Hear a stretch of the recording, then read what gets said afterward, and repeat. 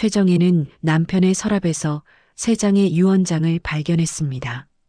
첫 번째는 재산 분할, 두 번째는 감사 인사, 그런데 세 번째, 거기에는 단 네 글자만 적혀 있었습니다. 바람의 말. 남편이 죽기 사흘 전 마당에 심은 능소와 한 그루. 그리고 50년 전의 약속. 이 모든 것이 우연일까요?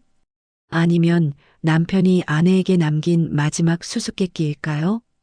78세 할머니가 찾아 나선 진실의 여행이 지금 시작됩니다. 능소아가 전하는 세 번째 유언. 최정혜, 78. 그녀의 하루는 언제나 같았습니다. 새벽 5시 기상.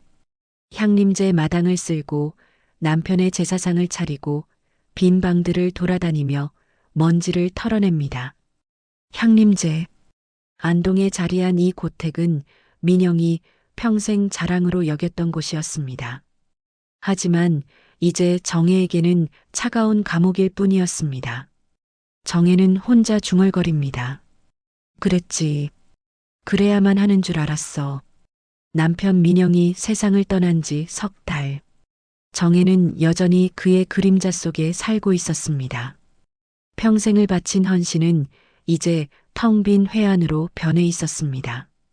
현관문이 열렸습니다. 장남 준호가 들어섭니다. 그의 표정에는 익숙한 피로가 서려 있었습니다. 준호가 답답하게 말했습니다. 어머니, 또 이러고 계세요? 뭘 또 이래? 이 넓은 집에 혼자 계시면서 현실적으로 생각해 보셔야 해요. 관리비만 해도 한 달에. 준호의 목소리에는 경제적 논리가 가득했습니다. 어머니의 감성적 상실감은 그에게 단순한 고집으로 보였습니다. 가족에 대한 헌신이라는 정혜의 핵심 신념은 이미 무너져 있었습니다.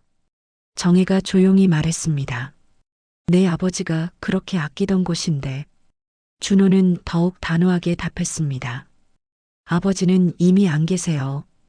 어머니 혼자 이 큰 집을 지킬 이유가 뭐예요? 준호가 떠난 후 정혜는 다시 혼자가 되었습니다. 고요한 향림제에는 그녀의 한숨소리만 메아리 쳤습니다. 그날 저녁 정혜는 민영의 서재로 향했습니다. 정리하지 못한 그의 물건들이 그대로 놓여 있었습니다. 서랍을 열던 그녀의 손이 떨렸습니다. 놀라며 말했습니다. 이게 뭐지? 서랍 깊숙한 곳에서 세 장의 봉투가 나왔습니다. 모두 민영의 필체로 유언장이라고 적혀 있었습니다. 첫 번째, 두 번째, 그리고 세 번째. 정혜의 심장이 뛰기 시작했습니다. 창밖으로 시선을 돌린 그녀의 눈에 무언가가 들어왔습니다. 마당 한켠에 자라고 있는 작은 나무 한 그루. 능소아였습니다. 중얼거렸습니다. 언제 저걸 심었지? 기억을 더듬어 봅니다. 민영이 세상을 떠나기 사흘 전 그가 마당에서 무언가를 하고 있었던 것 같았습니다. 그때는 몰랐습니다. 그것이 능소아를 심는 것이었다는 걸. 정혜는 직감했습니다. 세 장의 유언장과 능소아. 이 모든 것이 우연의 일치가 아니라는 것을, 지금까지의 관계와 삶에 대한 근본적인 의문을 던지고 있다는 것을, 창문에 비친 자신의 모습을 바라보며 작게 중얼거렸습니다. 사랑한다고 말할 걸 그랬나? 그녀의 내재된 회한이 이 모든 미스터리의 출발점이 되고 있었습니다. 조용한 향림제 안에서 새로운 이야기가 시작되고 있었습니다. 정혜는 밤새 세 장의 유언장을 펼쳐놓고 바라보았습니다. 첫 번째는 법무사 도장이 찍힌 정식 유언장이었습니다. 재산을 자녀들에게 균등 분할한다는 내용. 두 번째는 민영의 손글씨로 쓰인 편지 같은 것. 하지만 세 번째, 이것은 달랐습니다. 종이 뒷면에 달랑 네 글자. 바람의 말. 이틀 후 준호가 다시 찾아왔습니다. 이번에는 부동산 중개업자까지 데리고 왔습니다. 정혜가 현관에서 맞이하는 그들의 얼굴에는 이미 결정된 일에 대한 확신이 서려 있었습니다. 준호가 서류를 꺼내며 말했습니다. 어머니, 이게 아버지의 정식 유언장이에요. 법적 효력이 있는 건 이것뿐입니다. 정혜는 조용히 대답했습니다. 다른 유언장들도 있잖니. 그건 그냥 아버지가 감상적으로 쓰신 거죠. 중요한 건 이겁니다. 준호가 첫 번째 유언장을 탁자에 놓았습니다. 부동산 중개업자가 예의 바르게 고개를 숙였습니다. 사모님, 현재 시세로는 이 정도 가격이 적정합니다. 숫자가 적힌 서류를 보여주었습니다. 정혜에게는 그저 차가운 숫자일 뿐이었습니다. 어머니, 정신 차리세요. 준호의 목소리에 짜증이 묻어났습니다. 아버지의 뜻은 현실적인 노후 자금 확보였어요. 이 큰 집에서 혼자 뭘 하시려고 그러세요? 정혜가 떨리는 목소리로 말했습니다. 내 아버지가 남긴 게 더 있을지도 모르잖니. 뭘 더 남겼다는 거예요? 이런 비효율적인 생각은 그만하세요. 준호는 한숨을 내쉬었습니다. 어머니의 행동이 이해되지 않았습니다. 아니, 이해하고 싶지 않았습니다. 어머니가 지금 하시는 건 그냥 감상적인 집착이에요. 현실을 보셔야 해요. 정혜는 입을 다물었습니다. 평생을 이 집에서 이 남자와 함께 살았던 시간들이 감상적인 집착이라는 말로 정리되는 것이 견딜 수 없었습니다. 부동산 중개업자가 어색한 침묵을 깨뜨렸습니다. 사모님, 한 번 더 생각해 보시고 연락 주세요. 그들이 떠난 후 정혜는 다시 혼자가 되었습니다. 향림제는 더욱 텅 비어 보였습니다. 그녀는 세 번째 유언장을 다시 꺼내 들었습니다. 바람의 말. 네 글자가 전부였습니다. 민영의 필체로 또박또박 쓰여 있었습니다. 이것이 무슨 뜻인지, 왜 따로 써놓았는지 알 수 없었습니다. 정혜는 창밖을 바라보았습니다. 마당의 능소화가 바람에 살짝 흔들리고 있었습니다. 아직 꽃이 필 때가 아니었지만 초록 잎사귀들이 살아있음을 증명하고 있었습니다. 내가 이 관계에 맞는 존재였을까? 목소리가 떨렸습니다. 나는 민영에게, 준호에게 어떤 의미였을까? 평생을 남편의 그림자로 살았습니다. 그의 뜻에 따라 그의 꿈을 위해, 그의 가족을 위해 살았습니다. 하지만 이제 그 모든 헌신이 감상적인 집착이라는 말 한마디로 치부되고 있었습니다. 정혜의 손가락이 바람의 말이라는 글자를 천천히 따라갔습니다. 민영이 마지막에 남기고 싶었던 말이 무엇일까요? 왜 따로 적어 놓았을까요? 그녀는 알고 있었습니다. 이것이 우연이 아니라는 것을, 능소아와 함께 이 모든 것이 자신에게 주어진 마지막 기회일지도 모른다는 것을. 하지만 그 기회가 무엇인지는 아직 알 수 없었습니다. 다만 한 가지는 분명했습니다. 더 이상 무시당할 수는 없다는 것. 자신의 존재 가치를 스스로 찾아야 한다는 것. 정혜는 유언장을 조심스럽게 접어넣으며 중얼거렸습니다. 바람의 말. 민영아, 내가 정말 하고 싶었던 말이 뭐였을까? 향림제의 고요함 속에서 새로운 의지가 싹트기 시작했습니다. 그로부터 일주일 후 준호는 법무사와 함께 왔습니다. 이번에는 더 이상 설득하려 하지 않았습니다. 그의 표정에는 이미 결정된 일을 통보하러 온 사람의 차가움이 서려 있었습니다. 법무사가 서류를 펼치며 차분히 설명했습니다. 사모님, 현재 상황으로는 매매 절차가 가장 합리적인 선택입니다. 상속 재산의 효율적 분할을 위해. 정혜가 끼어들었습니다. 잠깐만요. 제가 아직 결정을 내리지 않았는데요. 준호가 냉정하게 말했습니다. 어머니, 법적으로는 저희 형제들도 상속 권리가 있어요. 더 이상 미룰 수 없습니다. 하지만 내 아버지가 남긴 다른 유언들도 있잖아. 능소화도 그렇고 바람의 말이라는 것도. 그런 게 어디 있어요? 어머니, 정신 좀 차리세요. 준호의 목소리가 점점 거칠어졌습니다. 능소아가 뭐 대단한 유산이라도 된다고 생각하세요? 나무 한 그루에 무슨 의미를 붙이시는 거예요? 정혜는 떨리는 목소리로 설명하려 했습니다. 내 아버지가 죽기 사흘 전에 심은 거야. 분명히 이유가 있다고 해서 뭐가 달라져요?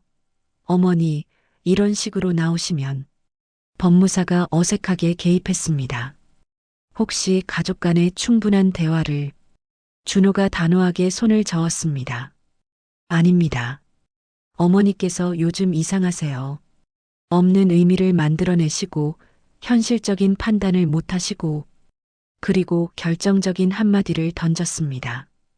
혹시 노망이 오시는 건 아니죠? 정혜의 얼굴이 창백해졌습니다. 가장 믿었던 아들의 입에서 나온 말이었습니다. 준호야, 어머니, 제가 틀린 말 했나요? 아버지 돌아가신 후로 계속 이상한 소리만 하시잖아요. 유언장이 세 개라거나 나무에 무슨 의미가 있다거나. 정혜는 말문이 막혔습니다.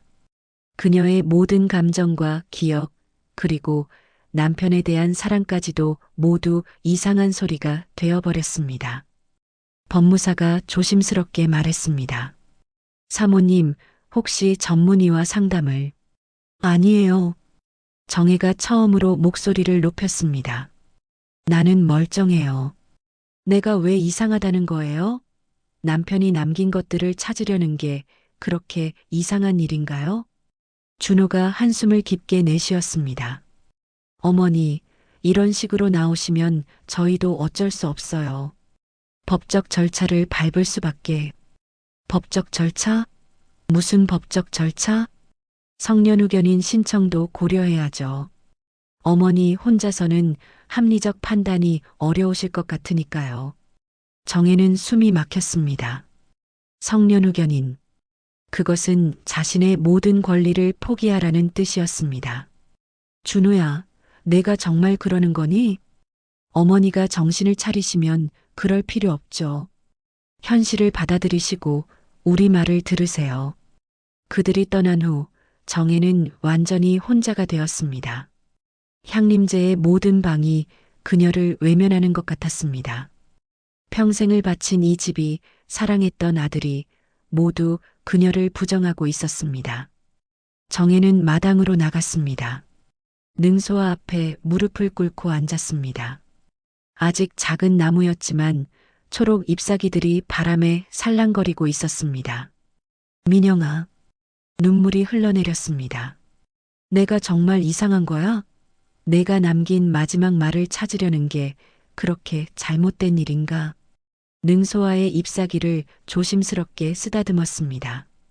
부드러우면서도 단단한 생명력이 손끝에 전해졌습니다. 나는 정말 로망이 든 걸까? 하지만 그 순간 뭔가 달랐습니다. 능소아의 잎사귀를 만지는 순간 분명한 기억이 떠올랐습니다. 민영이 마지막 며칠 동안 보였던 특별한 행동들, 서재에서 무언가를 적던 모습, 마당을 유심히 바라보던 눈빛. 정혜는 천천히 일어섰습니다. 아니야. 나는 멀쩡해. 내 기억은 정확해. 목소리에 힘이 실렸습니다. 이대로는 안 된다. 나는 민영 씨의 그림자가 아니었어. 나는 최정혜야. 그녀는 향림제를 다시 바라보았습니다. 이제 더 이상 감옥이 아니었습니다. 지켜야 할 마지막 보물이었습니다. 준호야, 미안하지만 내 뜻대로만 될 거라고 생각하지 마라. 정혜는 결심을 굳혔습니다. 아들과의 관계가 어떻게 되든 법적 다툼이 기다리고 있든 더 이상 물러서지 않겠다고. 민영이 남긴 진짜 유언을 찾을 거야. 그리고 내가 누구인지, 내 삶이 무엇이었는지 증명해 보겠어. 바람이 불어왔습니다. 능소와 잎사귀들이 살랑거리며 마치 대답하는 것 같았습니다. 정혜의 눈에는 이제 절망 대신 단호한 의지가 빛나고 있었습니다. 결심을 다진 다음 날 정혜는 평생 처음으로 이웃집 문을 두드렸습니다.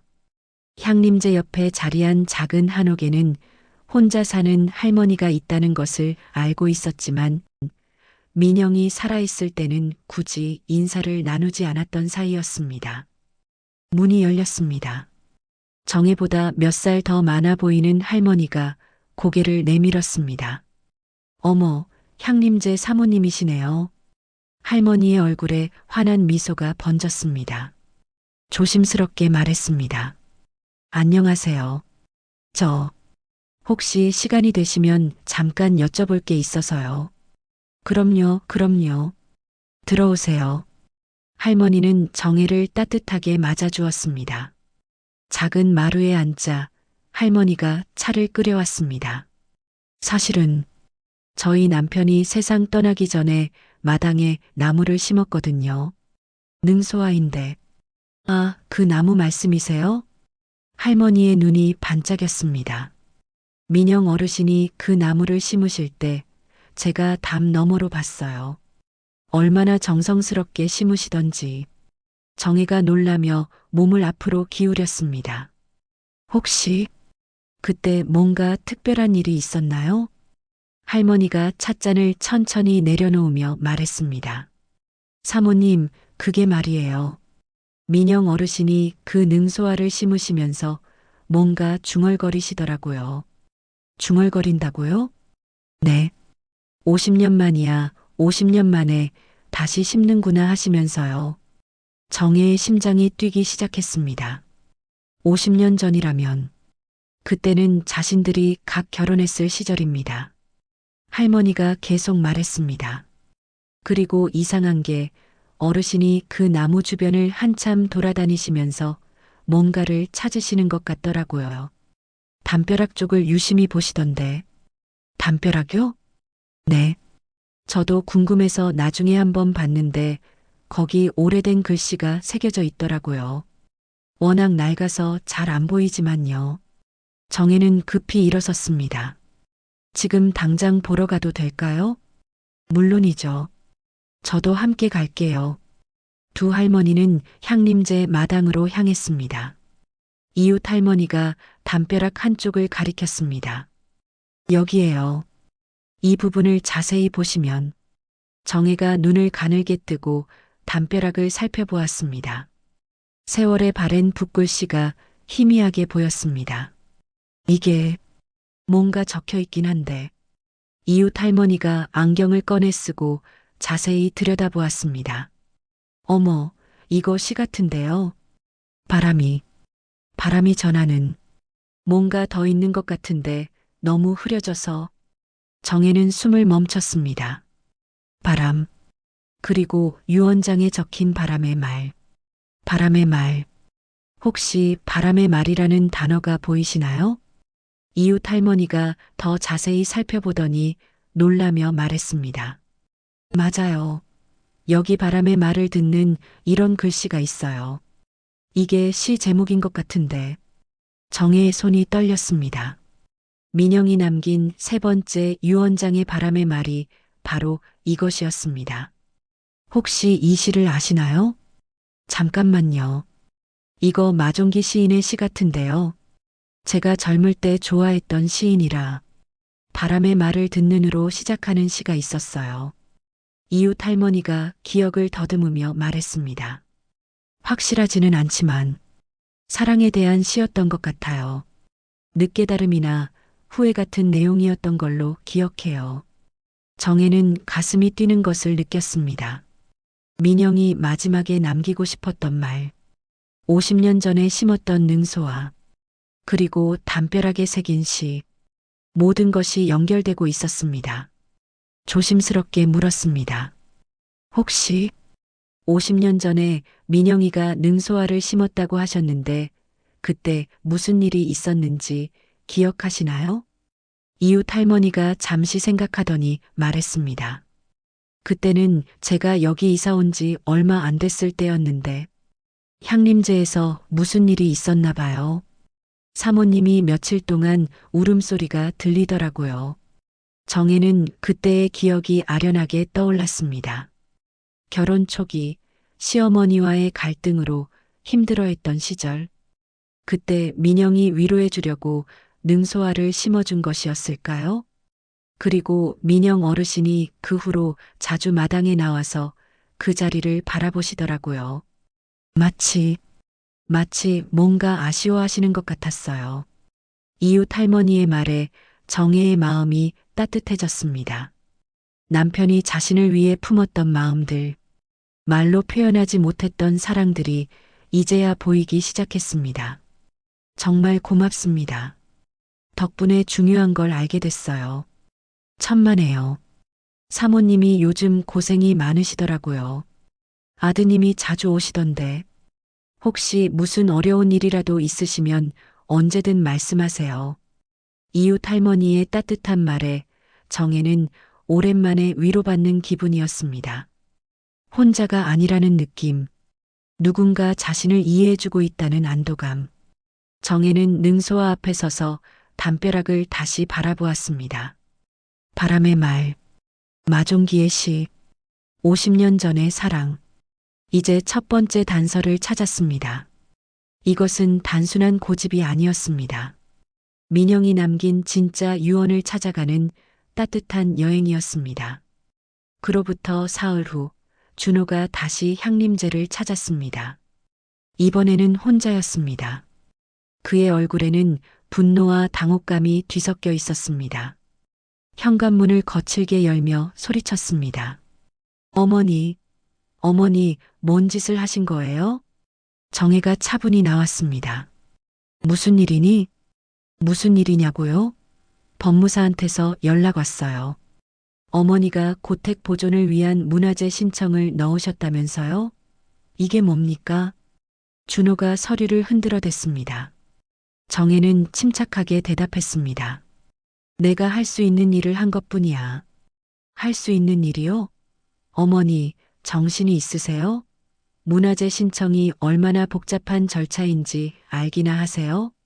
모르긴 뭘 몰라. 이웃 할머니가 도와주셨어. 향림제는 충분히 보존 가치가 있는 건축물이래.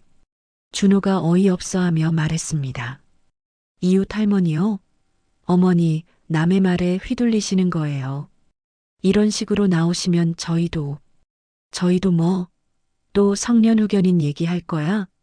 정혜의 목소리에 날카로움이 실렸습니다. 그럼요. 어머니가 이렇게 비합리적으로 나오시니까 어쩔 수 없잖아요.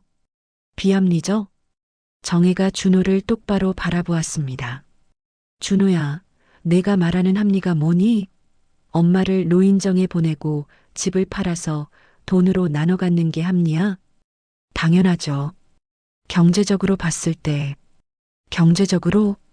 정혜의 목소리가 점점 높아졌습니다. 내가 언제부터 그렇게 경제적이었니? 내 대학 등록금 낼 때, 내 결혼식 비용 낼 때는 언제고, 이제 와서 경제적 논리 타령이야? 준호가 당황하며 말했습니다. 그건 다른 문제잖아요. 다른 문제가 아니야. 똑같은 문제야. 정혜가 한 걸음 다가섰습니다. 내가 필요할 때는 이 집이 담보였고, 내 아버지와 내가 평생 모은 돈이 내 미천이었어. 그런데 이제 내가 필요하다고 하니까 비합리적이라고? 어머니, 그때와 지금은 상황이 뭐가 달라? 내가 받을 때는 당연하고 내가 쓰려고 하면 낭비야?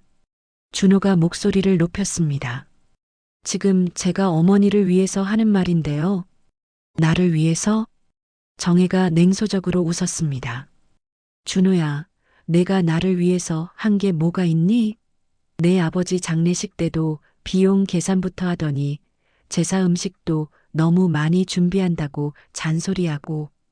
그건 실용적으로 생각한 거예요. 실용적? 정혜의 눈에 눈물이 맺혔습니다. 내 아버지가 돌아가셨는데 실용적으로 생각해? 내가 슬퍼할 시간도 주지 않고 집 팔자는 소리부터 하는 게 실용적이야? 준호가 답답해하며 말했습니다. 어머니, 현실을 봐야죠. 감정에만 휘둘리면. 현실? 정혜가 준호의 말을 끊었습니다. 내가 말하는 현실이 뭔지 알아? 엄마는 빨리 죽어서 유산 정리를 깔끔하게 해주면 좋겠다는 게 내 현실이야. 어머니, 그런 말씀 마세요. 왜? 사실이잖아. 내가 한 번이라도 내 마음을 물어본 적 있니? 내가 뭘 원하는지, 뭘 힘들어하는지 관심 가져본 적 있어? 준호가 말문이 막혔습니다. 정혜가 계속 말했습니다. 내 아버지 죽고 나서 내가 한 말이 뭐였는지 기억해? 어머니, 이제 현실적으로 생각하세요. 그게 내가 상 치른 어머니한테 할 첫마디였어. 그것도 모자라서 노망났다고 했잖아. 내 엄마가 노망났다고. 준호의 얼굴이 붉어졌습니다. 정혜가 단호하게 말했습니다. 준호야, 내가 말하는 현실이 엄마의 삶을 무너뜨리는 건 알았니? 내가 말하는 합리가 엄마의 마음을 짓밟는 건 생각해 봤어? 어머니는 항상 희생하는 척만 하세요. 준호가 마지막 발악을 했습니다. 희생하는 척이라고? 정혜의 목소리가 차갑게 식었습니다. 내가 태어나서 지금까지 내가 너한테 뭘 바란 적 있니? 내가 잘 되기만 바랐지. 그게 희생하는 척이야? 그건 부모의 당연한 의무잖아요. 의무? 정혜가 준호를 천천히 바라보았습니다. 그래, 의무였어. 그럼 이제 내 의무는 뭐야? 늙은 엄마 빨리 정리하고 유산 받아가는 게 내 의무야? 준호가 할 말을 찾지 못했습니다. 정혜가 마지막으로 말했습니다. 준호야, 내가 나한테 실망한 것만큼 나도 너한테 실망했어. 내가 키운 아들이 이런 사람인 줄 몰랐어. 침묵이 흘렀습니다. 준호의 얼굴에는 분노와 함께 뭔가 다른 감정이 스쳐 지나갔습니다. 죄책감이었습니다. 조용히 말했습니다. 어머니가 그렇게 생각하신다면 저도 할 말 없네요. 할 말 없는 게 아니야. 할 말은 많은데 양심이 있으니까 못하는 거지. 준호가 고개를 떨구었습니다. 처음으로 어머니의 말에 반박할 수 없었습니다. 나는 내 아버지가 남긴 마지막 뜻을 찾을 거야. 내가 방해하든 말든 나는 끝까지 할 거야. 정혜의 목소리에는 흔들리지 않는 의지가 담겨 있었습니다. 준호는 더 이상 할 말이 없었습니다. 그는 돌아서서 향림제를 떠났습니다. 그의 뒷모습에는 이전과 다른 무거움이 느껴졌습니다. 정혜는 홀로 서서 준호가 사라지는 모습을 바라보았습니다. 승리했지만 마음이 편하지는 않았습니다. 하지만 이제 되돌릴 수 없었습니다. 마당의 능소화를 바라보며 작게 중얼거렸습니다. 민영아, 이제 정말 시작이야. 그 다음 날 아침 정혜는 담벼락 앞에 서 있었습니다. 마종기의 시 바람의 말을 듣는이라는 희미한 글씨를 바라보며 50년 전의 기억을 천천히 되짚어보고 있었습니다. 그때 준호가 다시 나타났습니다. 어제와는 다른 지친 얼굴로 향림제에 들어섰습니다. 조심스럽게 말했습니다. 어머니, 어제는 제가 너무 심했습니다. 정혜는 담벼락에서 시선을 떼지 않고 대답했습니다. 그래, 심했지. 어머니, 마지막으로 한 번만 더 생각해 보세요. 서울로 올라오시면 제가 모실게요. 이 집은 너무 큰데. 준호야. 정혜가 돌아서서 준호를 바라보았습니다. 너는 아직도 모르겠니? 뭐요? 정혜가 능소화 옆으로 걸어갔습니다. 준호도 따라왔습니다. 이 나무가 뭔지 알겠어? 능소화잖아요. 맞아. 하지만 그게 전부가 아니야. 정혜의 목소리에 특별한 온기가 실렸습니다. 50년 전 내 아버지와 내가 20살이었을 때 우리는 여기서 꿈을 꿨어. 준호가 의아하게 바라보았습니다. 정혜가 기억을 되살리며 말했습니다. 그때는 향림제가 지금처럼 크지 않았어. 작은 초가집이었지.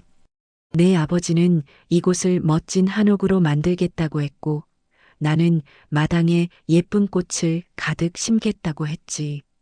그게 지금과 무슨 상관이 있어요? 상관이 있어. 아주 많이. 정혜가 능소와의 잎사귀를 조심스럽게 만졌습니다. 내 아버지가 처음 심은 능소와는 시어머니, 내 할머니가 뽑아버리셨어. 쓸데없는 꽃나무 심는다고. 준호의 표정이 조금 놀란 것으로 변했습니다. 그때 내가 며칠을 울었지. 우리의 첫 번째 꿈이 사라진 것 같아서.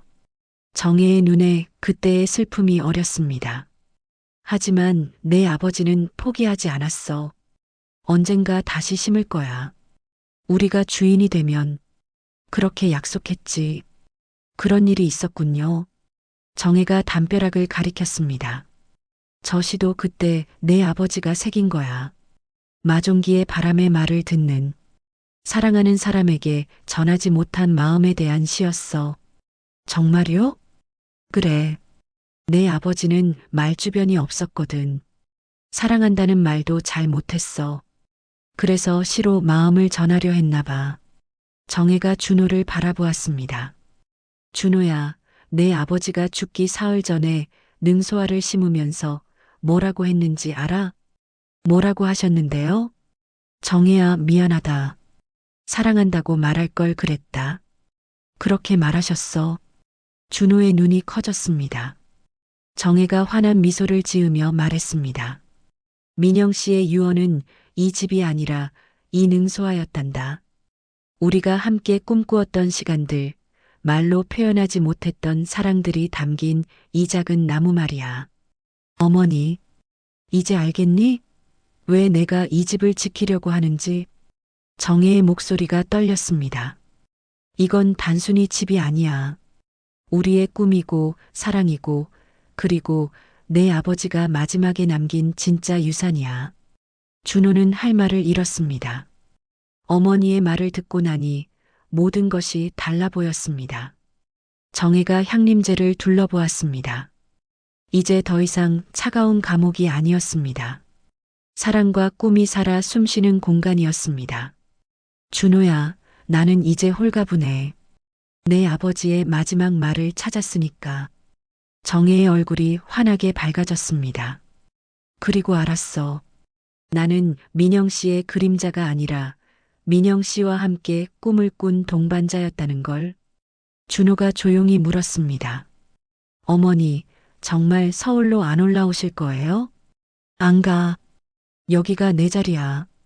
정혜가 능소화를 바라보며 말했습니다. 이 나무가 꽃을 피울 때까지, 그리고 그 꽃이 내 아버지에게 전하지 못한 내 마음을 전할 때까지 나는 여기 있을 거야. 바람이 불어왔습니다. 능소화의 잎사귀들이 살랑거리며 마치 대답하는 것 같았습니다. 정혜는 처음으로 진정한 해방감을 느꼈습니다. 50년 만에 찾은 자신의 자리, 그리고 남편이 남긴 진짜 사랑의 메시지. 준호는 더 이상 반박하지 않았습니다. 어머니의 눈빛에서 그 어떤 설득도 무의미하다는 것을 깨달았습니다. 조용히 말했습니다. 그럼 가끔 안부는 물어봐도 될까요? 정혜가 따뜻하게 미소 지었습니다. 그럼 언제든 와. 이제는 진짜로 내 어머니니까. 그로부터 2달이 지났습니다. 정혜는 향림제를 조금씩 정리하고 있었습니다. 이웃 할머니의 도움으로 작은 찻집을 겸한 문화공간으로 만들 계획을 세우고 있었습니다. 마당의 능소화도 제법 자라서 꽃봉오리가 맺히기 시작했습니다.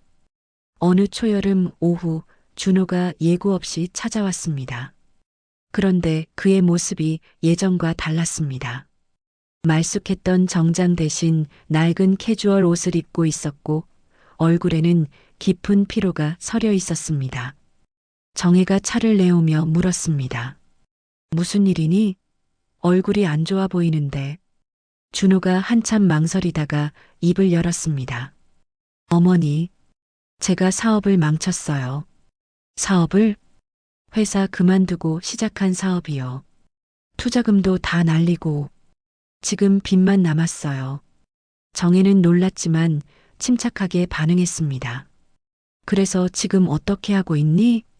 임시로 일용직 일하면서 빚 갚고 있어요. 준호의 목소리가 떨렸습니다. 정혜가 조용히 물었습니다. 그래서 왜 말하는 거니? 준호가 고개를 들어 어머니를 바라보았습니다. 그의 눈에 눈물이 맺혀 있었습니다. 어머니, 제가 얼마나 바보였는지 이제야 알겠어요. 뭘? 어머니가 평생 아버지를 뒷바라지하시고 저희를 키우시면서 얼마나 힘드셨을지. 준호의 목소리가 점점 작아졌습니다. 일용직 일하면서 깨달았어요. 돈 벌기가 이렇게 힘든데 어머니는 어떻게 평생을 그렇게 사셨을까? 눈물이 흘러내렸습니다. 정혜는 아들의 모습을 조용히 바라보았습니다. 예전 같으면 당장 일어나서 위로하고 뭐라도 해주려 했을 것입니다. 하지만 지금은 달랐습니다. 준호야, 내가 그걸 깨달은 것만으로도 다행이야. 어머니, 죄송해요. 정말 죄송해요. 준호가 고개를 숙였습니다. 어머니가 이 집 지키려고 하셨을 때 저는 돈 계산만 했어요. 어머니 마음은 전혀 생각 안 했고 정혜가 따뜻하게 말했습니다. 그래, 내가 잘못했어. 하지만 이제 알았으니까 됐어. 어머니, 혹시 제가 도울 일이 있으면 뭐든 말씀하세요. 이제라도. 정혜가 손을 저었습니다. 고마운 마음은 알겠는데 나는 이제 혼자 할 수 있어. 준호가 당황했습니다. 하지만 어머니, 제가 잘못했으니까. 잘못한 걸 깨달았으면 됐어.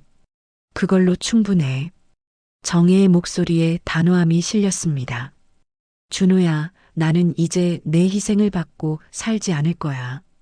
희생이 아니라 희생이야. 내가 죄책감으로 나를 돌보는 건 또 다른 희생이지. 정혜가 능소아를 바라보며 말했습니다. 나는 평생 누군가를 위해 희생하며 살았어. 이제는 나를 위해 살고 싶어? 준호가 조용히 물었습니다. 그럼 저는 어떻게 해야 해요? 내 삶을 살아. 내 힘으로.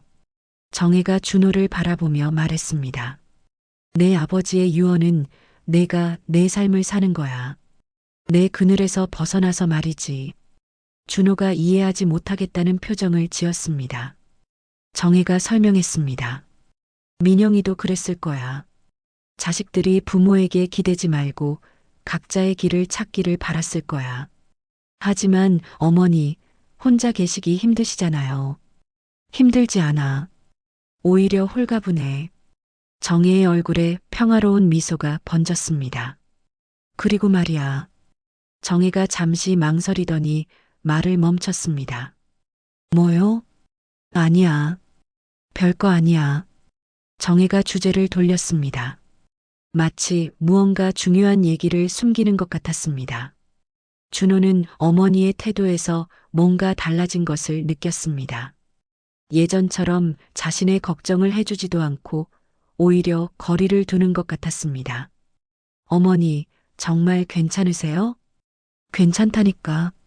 내가 걱정할 것 없어. 정혜의 말에는 확신이 담겨 있었습니다. 준호는 더 이상 묻지 않았습니다. 어머니가 자신과 전혀 다른 사람이 된 것 같았습니다. 의존적이지도 않고 불안해하지도 않았습니다. 일어서며 말했습니다. 그럼 저는 이만 가볼게요. 그래. 조심히 가고 힘든 일 있어도 스스로 해결해봐. 그게 내 아버지가 원했던 일이야. 준호가 향림제를 나서면서 돌아보았습니다. 어머니는 능소아 앞에 앉아서 꽃봉오리를 바라보고 있었습니다. 그 모습이 예전과는 완전히 달라 보였습니다. 정혜는 준호가 떠난 후에도 한참 동안 능소아를 바라보았습니다. 그리고 작게 중얼거렸습니다. 아직 말할 때가 아니야. 조금 더 기다려야지. 마당에는 초여름 바람이 불어왔습니다. 능소아의 꽃봉오리들이 곧 활짝 피어날 것 같았습니다.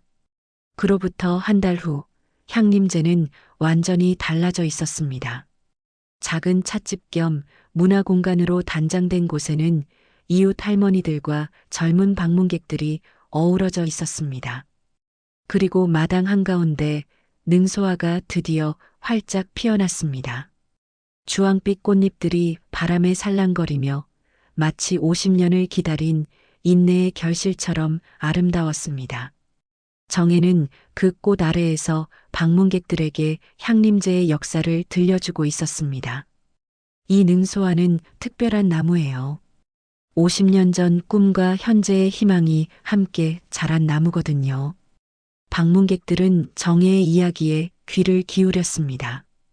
그녀의 얼굴에는 평화로운 미소가 떠나지 않았습니다.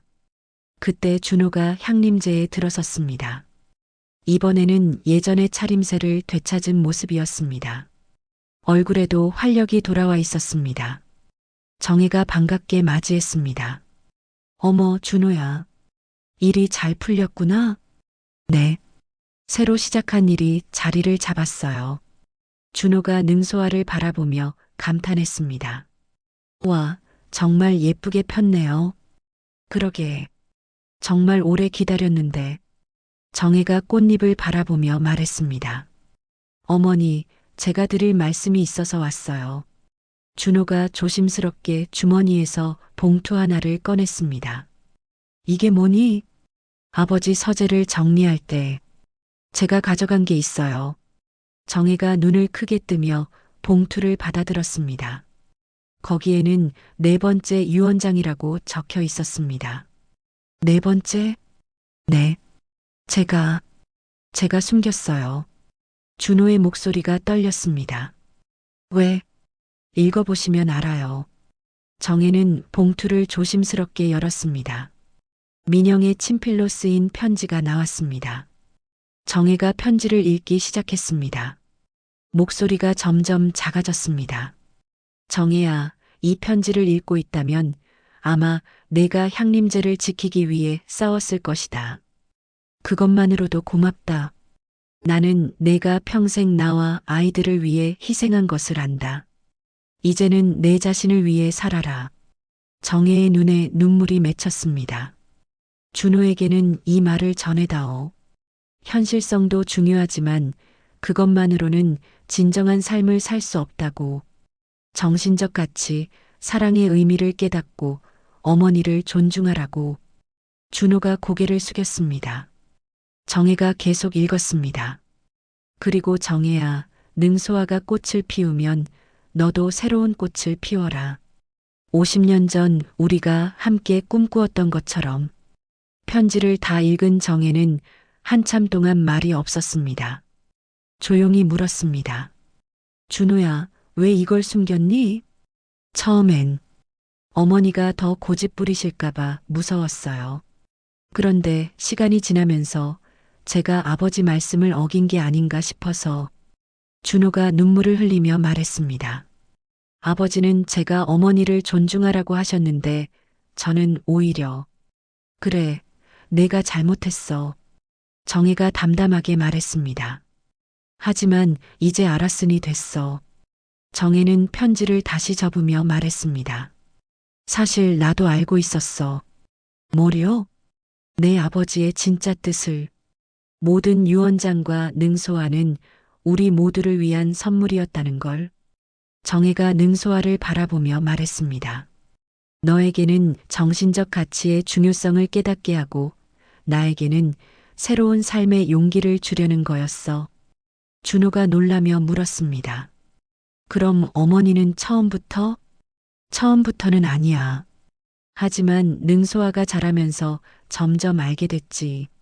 정혜의 목소리에 깊은 이해가 담겨 있었습니다. 내 아버지는 참 똑똑한 사람이었어. 죽어서도 우리를 가르치다니. 바람이 불어왔습니다. 능소화의 꽃잎 몇 개가 바람에 날려 하늘로 올라갔습니다. 정혜가 그 꽃잎들을 바라보며 말했습니다. 남을 위해서만 살기에는 인생이 정말 짧다는 걸 이제야 깨달았어. 준호가 조용히 물었습니다. 어머니, 이제 정말 행복하세요? 정혜가 환하게 웃으며 대답했습니다. 응, 처음으로 진짜 행복해. 그녀는 마종기의 시 구절을 조용히 은조렸습니다. 그 나무 자라서 꽃 피우면 우리가 알아서 얻은 모든 괴로움이 꽃잎 되어서 날아가 버릴 거야. 능소화의 꽃잎들이 계속 바람에 날려갔습니다. 마치 50년간 쌓인 모든 아픔과 그리움을 하늘로 보내는 것 같았습니다. 정혜와 준호는 나란히 서서 그 모습을 바라보았습니다. 어머니와 아들이 아닌 서로를 존중하는 두 개의 독립된 인생으로서 말입니다. 향림제의 마당에는 평화가 흘렀습니다. 능소화는 여전히 아름답게 피어 있었고 앞으로도 매년 꽃을 피워 새로운 희망을 전할 것이었습니다. 정혜는 이제 알고 있었습니다. 진짜 사랑은 희생이 아니라 서로의 성장을 돕는 것이라는 걸. 그리고 인생의 어떤 시기든 새로운 시작이 가능하다는 걸. 민영이 남긴 능소화가 전하는 진짜 메시지는 바로 그것이었습니다. 사랑하는 사람들이 각자의 꽃을 피울 수 있도록 돕는 것. 그리고 자신도 당당히 자신의 꽃을 피우는 것. 바람에 날리는 꽃잎들을 바라보며 정혜는 새로운 내일을 꿈꾸기 시작했습니다.